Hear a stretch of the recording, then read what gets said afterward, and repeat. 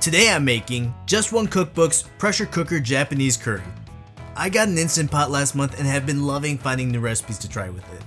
Just One Cookbook is one of my favorite sources for awesome Japanese recipes, and this curry looks super simple to make. It's basically just a typical stew up until the end when the curry roux is mixed in. But since we're doing this in a pressure cooker, we're just throwing everything in at once. You can turn on subtitles by pressing the CC button, and if you want to give this a try yourself, I'll be leaving all of the ingredients and their measurements in the description under the video.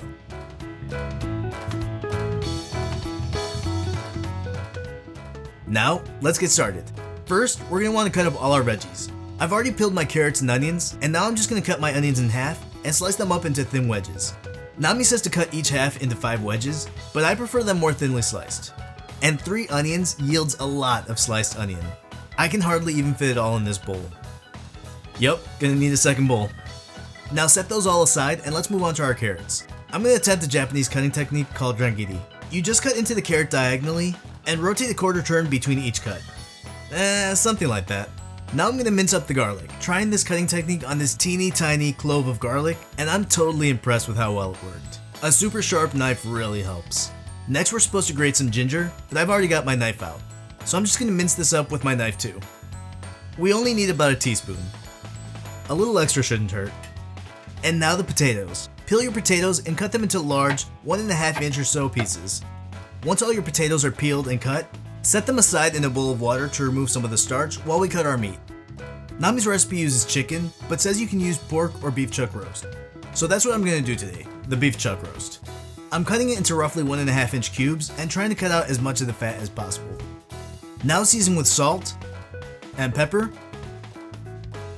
And here's where I'm changing the recipe a little bit. I checked out Just One Cookbook's Japanese beef curry recipe, and she coats her beef in flour to help give the meat a nicer sear and thicken the curry. So let's try that. Onto my seasoned meat, I'm also going to sprinkle some flour and toss to coat evenly. Now I'm setting my Instant Pot to saute, and once it's hot, adding in some oil. A little at a time, add some beef to the pot and sear all over. We're not trying to cook it through, just get some nice color all over.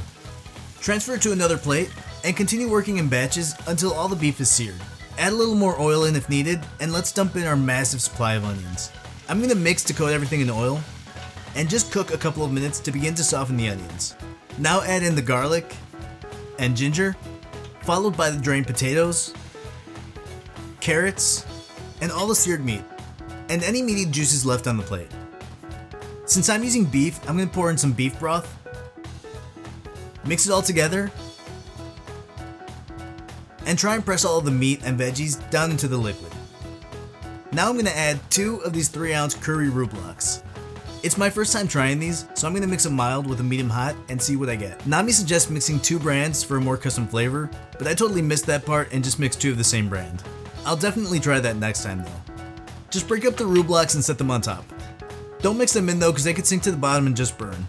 Now cover, make sure the vent is set to seal, and set the Instant Pot to pressure cook for 20 minutes.